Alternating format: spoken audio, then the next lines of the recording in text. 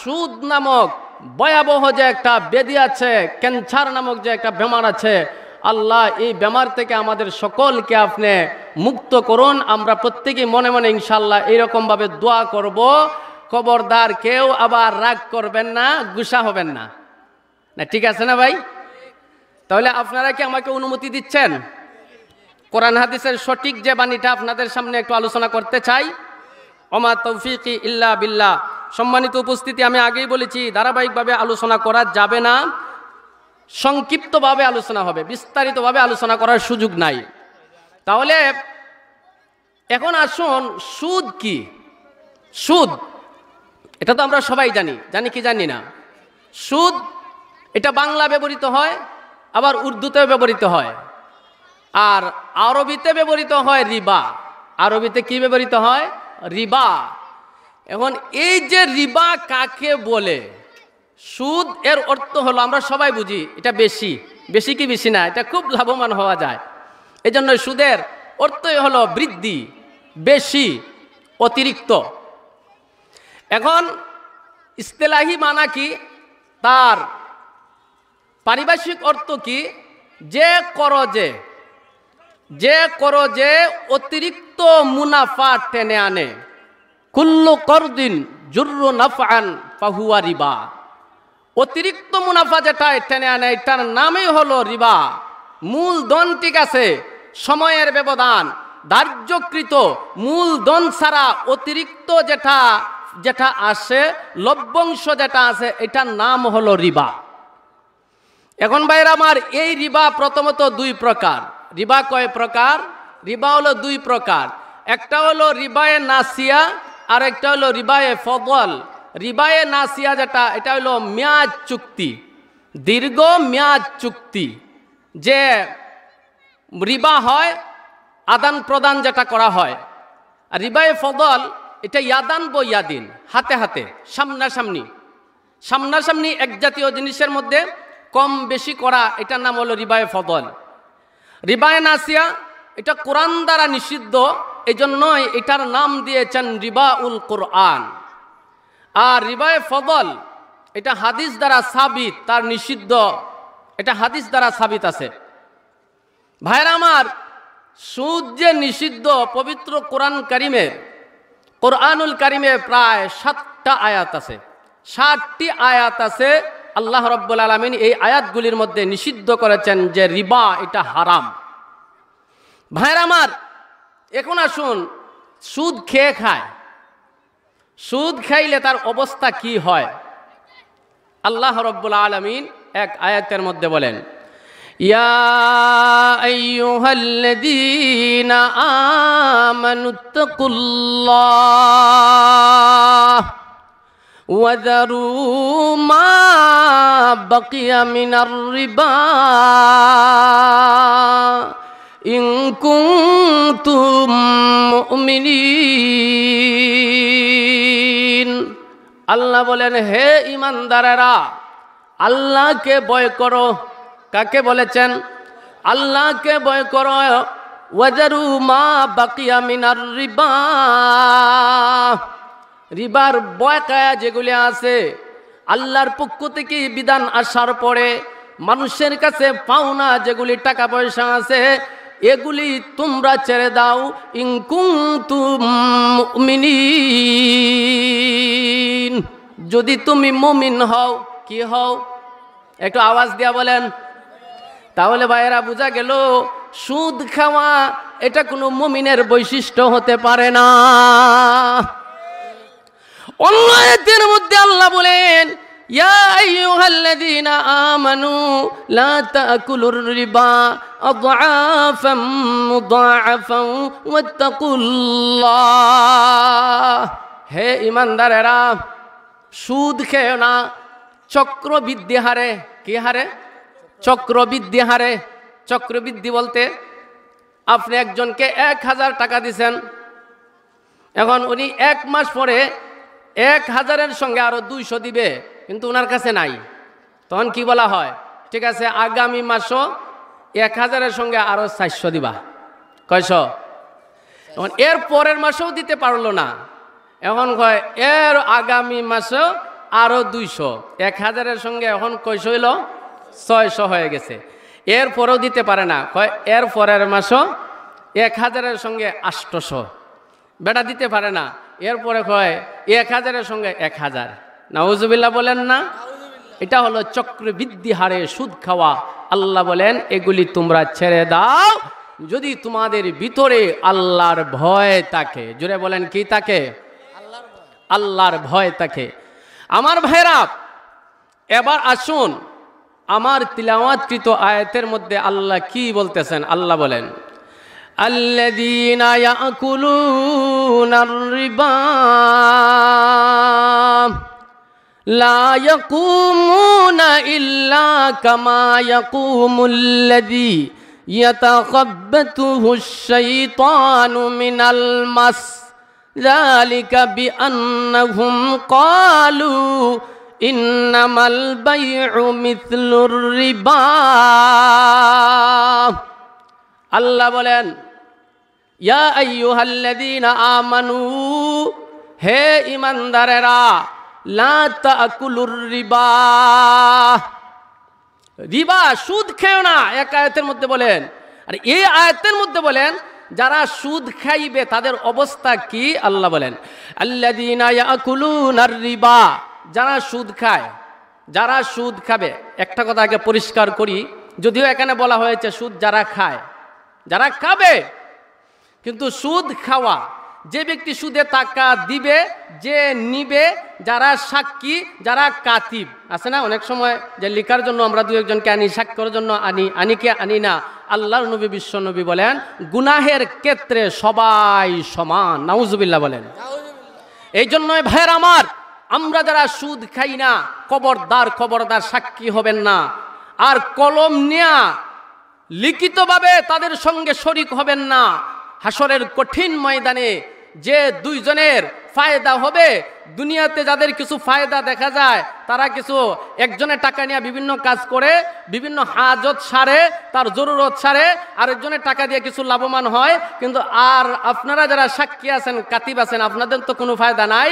কিন্তু হাদিসের ভাষায় আল্লাহর নবী বিশ্ব নবী বলেন যারা সাক্ষ্য হিসাবে ছিল, যারা কাতিব ছিল, প্রত্যেকেই গুনাহের ক্ষেত্রে সবাই সমান। নাউজুবিল্লাহ বলেন।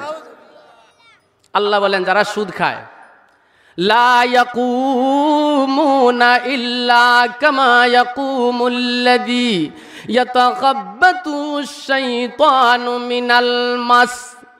আল্লাহ বলেন আরে দুনিয়ার মানুষেরা, যারা তোমরা সুদ খাও, জানোনি তোমাদের অবস্থা কেমন হবে হাসরের কঠিন ময়দানে, যেই দিন আল্লাহর ইনসাফের কাঠগড়ার মধ্যে দাঁড়ায় জবাবদিহি করতে হবে। ওই দিন ভাইরা আমার, প্রত্যেকে আমরা যে জায়গার মধ্যে সমাহিত হব, কবরের যেই জায়গার মধ্যে আমরা থাকব, ওই জায়গা থেকে প্রত্যেকেই কিন্তু আল্লাহর দরবারে হাজিরা দিতে হবে। আল্লাহ ডাক দিয়া বলে দুনিয়ার মানুষেরা শোনো, লা ইয়াকুমুনা, তোমরা দণ্ডায়মান হবে না, ইল্লা কামা ইয়াকুমুল্লাযী ইয়াতাখাব্বাতুহুশ শাইতানু মিনাল মাস। তোমরা আল্লাহর দরবারে উপস্থিত হবে এমন অবস্থায় যখন একজন ভালো মানুষকে শয়তানে স্পর্শ করে, স্পর্শ করার পরে দেখবেন এই মানুষটার সুস্থ থাকে না, এই মানুষটা এক ধরনের পাগল হয়ে যায়। মজনুন হয় কি হয় না, পাগল হয়ে যায়। ভাইরা আমার, অনেক মানুষ দেখবেন পাগল হয়ে যাওয়ার পরে সে আর কোনো কিছুই বুঝে না। বুঝে কি? বুঝে না, বুঝে না। সমাজের মানুষ তাদেরকে নিয়ে ঢং তামসা করে। আল্লাহ বলেন রে দুনিয়ার মানুষেরা, তোমরা যারা সুদ খাও, হাসনের কঠিন ময়দানে আল্লাহর দরবারে উপস্থিত হবে শয়তানের স্পর্শ করা উম্মাদ, অর্থাৎ পাগলের ন্যায়। এই শাস্তি আল্লাহ কেন দিবেন? আল্লাহ বলেন যালিকা বিআন্নাহুম ক্বালু ইন্নামাল বাইউ মিথলুর রিবা। আল্লাহ বলেন রে দুনিয়ার মানুষেরা, দুনিয়ার হায়াত পেয়ে দুনিয়াতে অনেক বেটাগিরি করেছো, অনেক কোরআন হাদিসের বিরুদ্ধে অবস্থান করেছো। আর করে বলেছো ইন্নামাল বাইউ মিথলু, আল্লাহ রাব্বুল আলামিন বলেন তোমরা বলেছো যে সুদ তো এটা ব্যবসার মতো। ইন্নামাল বাইউ মিথলুর রিবা, ব্যবসা এটা হলো সুদের মতো। নাউজুবিল্লাহ বলেন না? তারা যুক্তি দেয় কি যে ব্যবসার দ্বারা যেভাবে ফায়দা হাসিল হয়, টাকা লাগে, ঠিক তদ্রুপভাবে সুদ ভিত্তিক যে একটা ব্যবসা আছে এটা তো সমানেই। কিছু টাকা দেওয়া হয়, 1 মাস পরে আরো একটু বেশি দেওয়া হয় আমাদেরকে। তখন এরা কি বলে, এদের অপরাধটা কি? শয়তানের স্পর্শ করা উম্মাদের ন্যায় যে দণ্ডমান হবে, তাদের অপরাধটা কি? তারা বলে কি বলে যে ব্যবসা এটা সুদের মতো। নাউজুবিল্লাহ বলেন।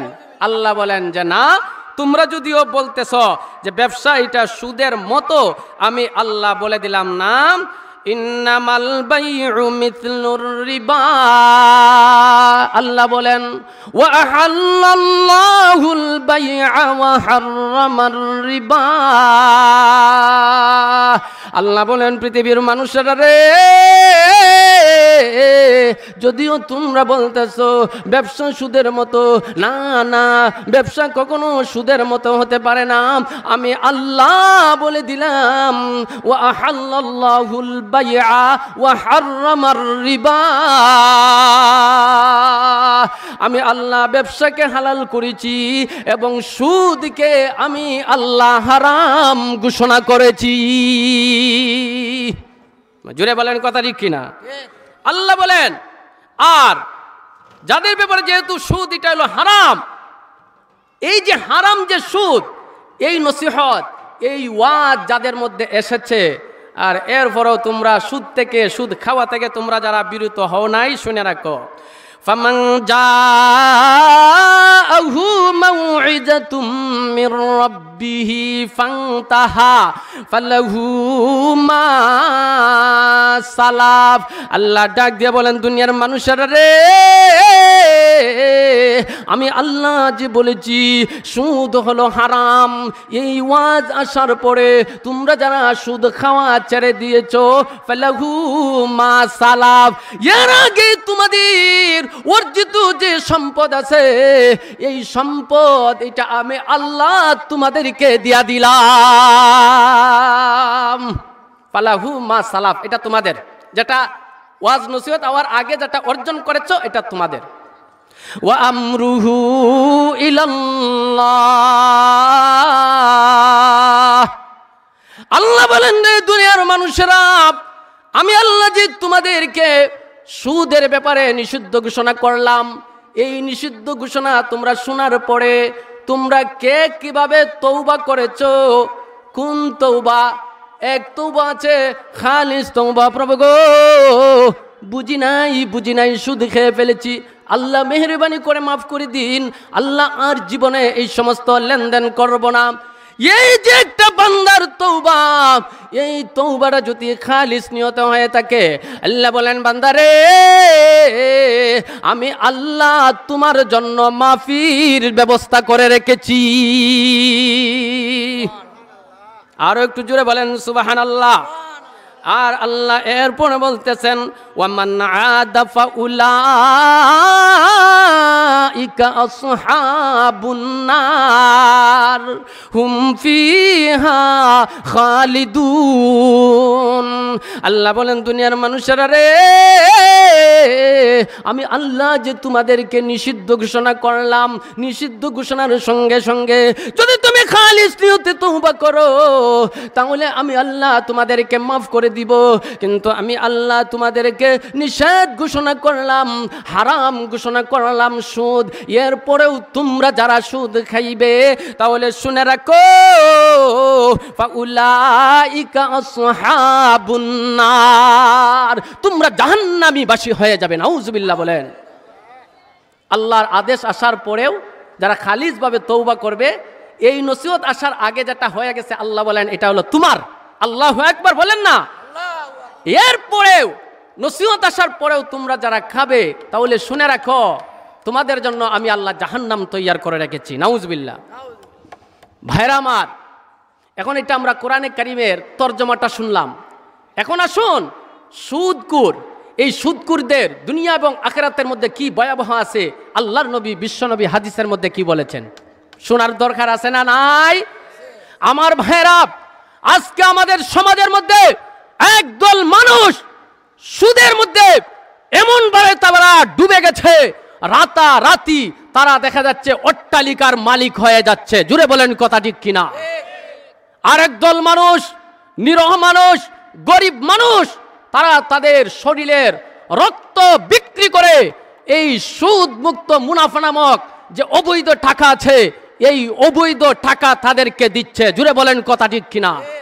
আমার ভাইরা, শুধু রক্ত বিক্রি করেই শেষ নয়, এমনও ইতিহাস আছে, এমনও ঘটনা আছে বাংলার জমিনের মধ্যে সুদ ভিত্তিক ঋণ আনার পরে দিতে পারে নাই, কিন্তু একদিকে তাকদা, অফিস থেকে তাদেরকে তাকদা দেওয়া হয়, এমন অবস্থা হয়ে গেছে ওই লোকটা নিজে নিজে গলার মধ্যে রশি দিয়ে ফাঁস লাগিয়ে আল্লাহর জমিন থেকে বিদায় হয়ে গেছে। জুড়ে বলেন কথা ঠিক কিনা?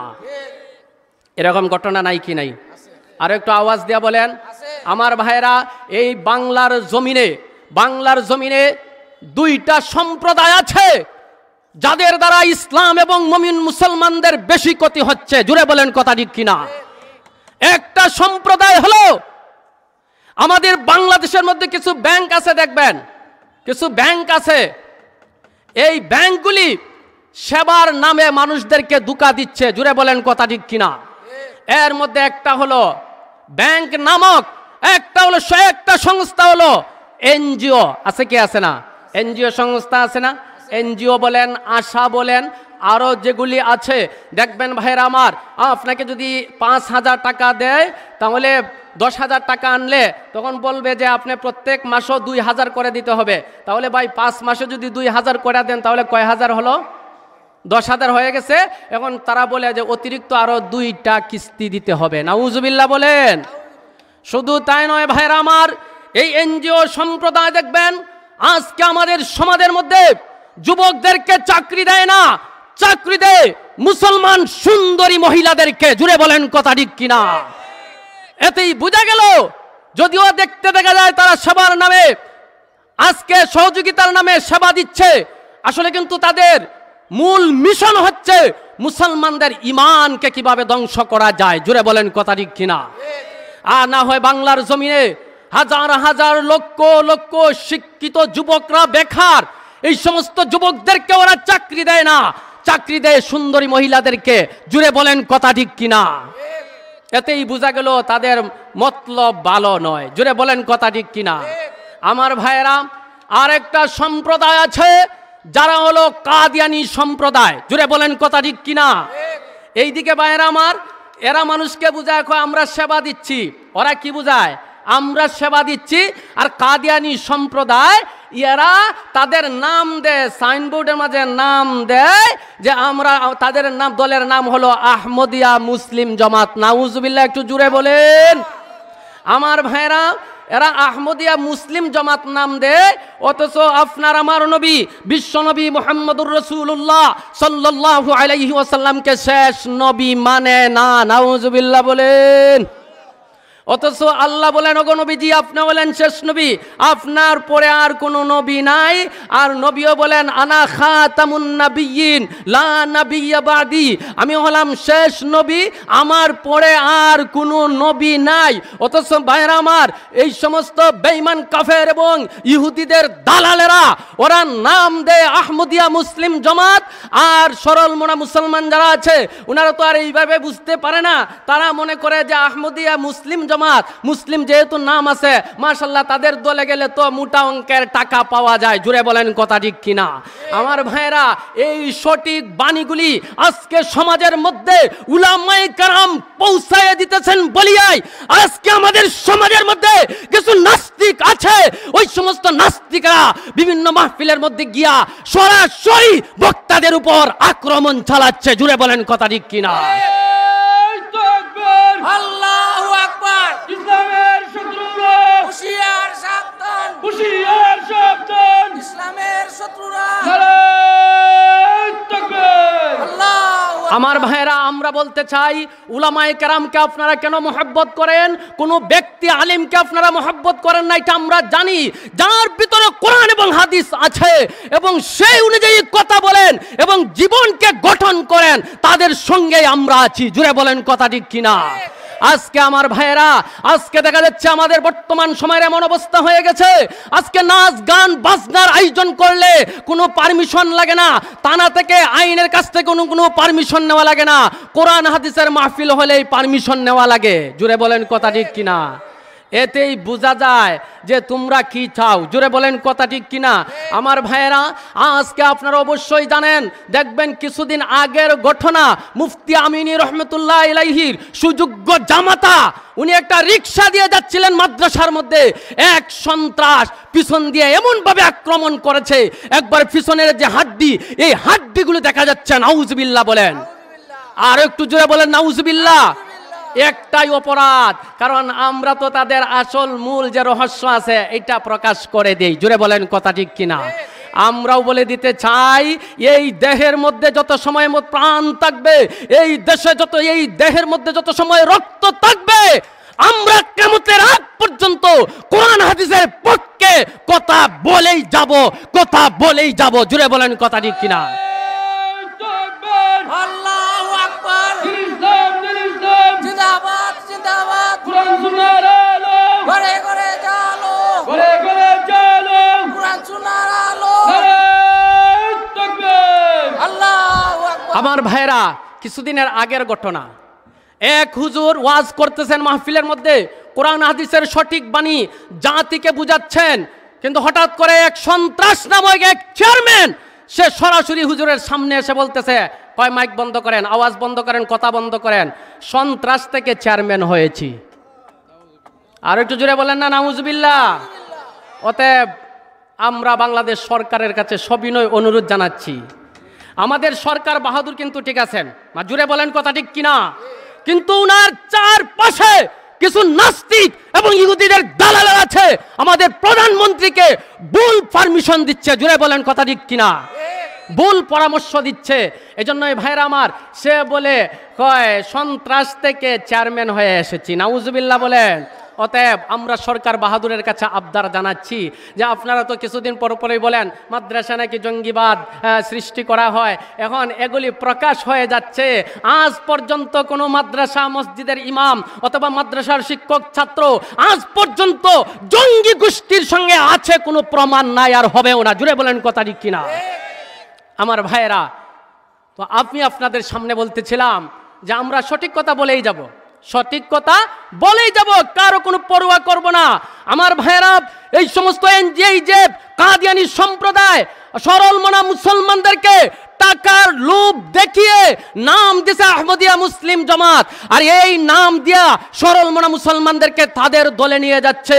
অতএব সরল মনা মুসলমানেরা বুঝতে পারে না, কাদিয়ানি সম্প্রদায়কে যারা কাফের বলবে না তারাও কাফের, কাদিয়ানি সম্প্রদায়কে যারা আশ্রয় দিবে, যারা তাদের দলে থাকবে তারাও কাফের। জুড়ে বলেন কথা ঠিক কিনা?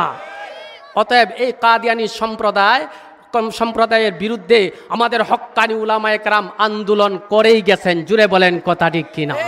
কাদিয়ানি সম্প্রদায়কে আমরা বলে দিতে চাই, আল্লামা মুফতি আমিনী রহমতুল্লাহ আলাইহি কাদিয়ানীদেরকে রাষ্ট্রীয়ভাবে মুসলিম ঘোষণা করার জন্য আন্দোলন করেছেন, দুনিয়া থেকে বিদায় হয়ে গেছেন, কিন্তু এখনো বাস্তবায়ন হয় নাই। জুড়ে বলেন কথা ঠিক কিনা? শায়খুল হাদিস আল্লামা আজিজুল হক রহমতুল্লাহ আলাইহি উনার জীবদ্দশায় একটাই আওয়াজ ছিল, কাদিয়ানি সম্প্রদায়কে অমুসলিম ঘোষণা করা হোক, কিন্তু হয় নাই, দুনিয়া থেকে বিদায় হয়ে গেছেন। আল্লামা আহমদ শফি রহমতুল্লাহ আলাইহি উনিও দুনিয়া থেকে বিদায় হয়ে গেছেন, কিন্তু এখনো বাস্তবায়ন হয় নাই। আমরা বলে দিতে চাই কাদিয়ানি সম্প্রদায়কে যে তোমরা মনে মনে চিন্তা করতেছ যে বড় বড় উলামায়ে কেরাম দুনিয়া থেকে বিদায় হয়ে গেছেন, দুনিয়া থেকে আমরাও বিদায় হয়ে যাব, সবাই থাকবো না। কিন্তু আমরা বলে দিতে চাই, আমাদের শরীরে যত সময় পর্যন্ত রক্ত থাকবে, রক্ত থাকা অবস্থায় আল্লামা মুফতি আমিনী দুনিয়া থেকে বিদায় হয়ে গেছেন, আল্লামা শায়খুল হাদিস আজিজুল হক রহমতুল্লাহ আলাইহি দুনিয়া থেকে বিদায় হয়ে গেছেন, আল্লামা শায়খুল ইসলাম আহমদ শফি দুনিয়া থেকে বিদায় হয়ে গেছেন, কিন্তু আহমদ শফির রুহানি সন্তানরা, আল্লামা মুফতি আমিনের রুহানি সন্তানরা, শায়খুল হাদিস আল্লামা আজিজুল হক রহমতুল্লাহ আলাইহির রুহানি সন্তানরা এবং আদর্শ এখনো শেষ হয় নাই। জুড়ে বলেন কথা ঠিক কিনা? অতএব আমার ভাইয়েরা, আমি আপনাদেরকে বলতে চাই, এই কাদিয়ানী সম্প্রদায়কে অমুসলিম ঘোষণা করার জন্য যদি উলামায়ে কেরাম আমার রাজপথে নামে ডাক দেন, কারা কারা ভাইয়েরা আমার নবীর খতমে নবুয়তকে রক্ষার্থে নিজের জান বাজি রেখে কারা কারা আছেন নিজের জান আল্লাহর রাস্তায় বিসর্জন করে দিতে হাত তুলে আমরা আল্লাহকে দেখাই। মাশাআল্লাহ, হাত নামান আমার ভাইয়েরা। এবার আসুন, এই যে সুদ খেলে এবং সুদি টাকা নিলে, সাক্ষ্য থাকলে এবং যারা লেখক, এদের জন্য ক্ষতি কি আছে? হাদিসের মধ্যে আল্লাহর নবী কি বলেন? আল্লাহ রাসূল সাল্লাল্লাহু আলাইহি ওয়াসাল্লাম বলেন, আর রিবা সাবউনা বাবান আদনাহা কাল্লাযী ইয়াকাউ আলা উম্মিহি। আল্লাহর নবী বিশ্ব নবী ডাক দিয়ে বলেন, রে দুনিয়ার মানুষেরা, সুদখোরদের 70টা গুনাহ আছে। জোরে বলেন, কয়টা গুনাহ? 70টা গুনাহ।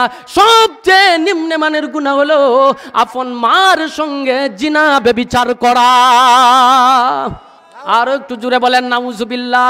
শুধু তাই নয় ভাইরা আমার, আল্লাহর নবী বিশ্ব নবী ডাক দিয়ে বলেন, আর রিবা সালাসু ওয়া সাবউনা বাবান আইসারুহা মিসলু আইয়ানকি হাররাজুলু উম্মাহু। আল্লাহর নবী বিশ্ব নবী ডাক দিয়ে বলেন, দুনিয়ার মানুষেরা রে, সুদের 73টা গুনাহ আছে। জোরে বলেন, কয়টা গুনাহ? 73টা গুনাহ। আর সবচেয়ে নিম্নমানের গুনাহ হলো আপন মাকে বিবাহ করা। নাউজুবিল্লাহ বলেন। আমার ভাইরা, এগুলি শুনতে খারাপ লাগে।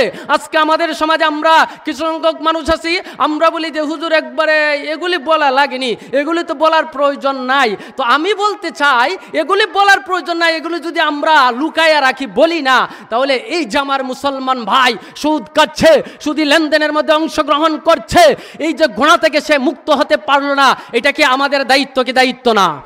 আরো একটু আওয়াজ দিয়া বলেন। শুধু তাই নয় ভাইয়েরা আমার, আল্লাহর নবী বিশ্ব নবী ডাক দিয়া বলেন, দুনিয়ার মানুষেরা, খবরদার সুদ ভক্ষণ করিও না, কারণ জানুনি তোমাদের জন্য গুনাহ কি। আল্লাহর নবী বিশ্ব নবী ডাক দিয়া বলেন, দুনিয়ার মানুষেরা, মেরাজের রজনীতে আমি বিশ্ব নবী মুহাম্মদুর রাসূলুল্লাহ সাল্লাল্লাহু আলাইহি ওয়াসাল্লাম যখন ঊর্ধ্বগমন করলাম, এমন অবস্থায় দেখলাম হঠাৎ করে একটা আওয়াজ আসছে, বিকট একটা আওয়াজ, শাম শাম শব্দ হচ্ছে। আমি যখন সামনের দিকে তাকাইলাম, তাকাই দেখি এটা তো দিনের ডাক নয়, জিলকিও নয়। আমি দেখলাম এত বড় বড় মানুষ, আল্লাহু আকবার, তাদের পেট হলো বুতুনিহা কালবাইত, পেট হলো এক একটা ঘরের সমতুল্য। ওয়া ফিহা হায়াতুন কাসীরা। আল্লাহর নবী বিশ্ব নবী বলেন, আমি দেখলাম তাদের পেট এমন ভাবে আল্লাহ রেখেছেন, কুদরতি ভাবে গ্লাস সিস্টেম তাদের পেট, কারণ পেটের ভিতরে যা আছে সব কিছু প্রকাশ হয়ে যাচ্ছে। আমি নবী দেখলাম সাপ আর বিচ্ছু একবারে পরিপূর্ণ হয়ে আছে। আমি ডাক দিয়ে বললাম, ইয়া আখি জিবরাইল, হে ভাই জিবরাইল, মানহা উলাইর রাজুল, ওই সমস্ত ব্যক্তি ওরা কারা? আল্লাহর নবী বিশ্ব নবী যেই মাত্র জিবরিল আলাইহিস সালামকে বললেন, জিবরিল ডাক দিয়ে বললেন, গো নবীজি, এরা হলো দুনিয়ার আকিলুর রিবা। শুধু তাই নয় ভাইরা আমার, আল্লাহর নবী বিশ্ব নবী বলেন, আমি যখন আরো সামনের দিকে গেলাম, গিয়ে দেখি বিশাল বড় একটা সাগর। আবার এই সাগরের পানি কিন্তু সবুজ না, সাদাও না। আমি দেখলাম এই পানির রংটা হলো একবারে লাল। আমি জিবরিল আলাইহিস সালামকে বললাম, ও জিবরাইল, বুঝলাম না এটা কোন ধরনের পানি, এটা সবুজ নয়, সাদাও নয়, লাল কেন? আর ওই যে একটা লোক দেখে যায় নদীর মাঝখানে আছে, অনেক কষ্ট করে কিনারায় আসার জন্য, কিন্তু আসতে পারে না। যেই মাত্র কিনারায় আসে, একজন আযাবের ফেরেশতা দণ্ডায়মান আছেন। ওই ফেরেশতা ওই ব্যক্তির চেহারার মধ্যে এমন ভাবে পাথর নিক্ষেপ করেন, ওই লোকটা সাথে সাথে আবার মধ্যখানে চলে যায়।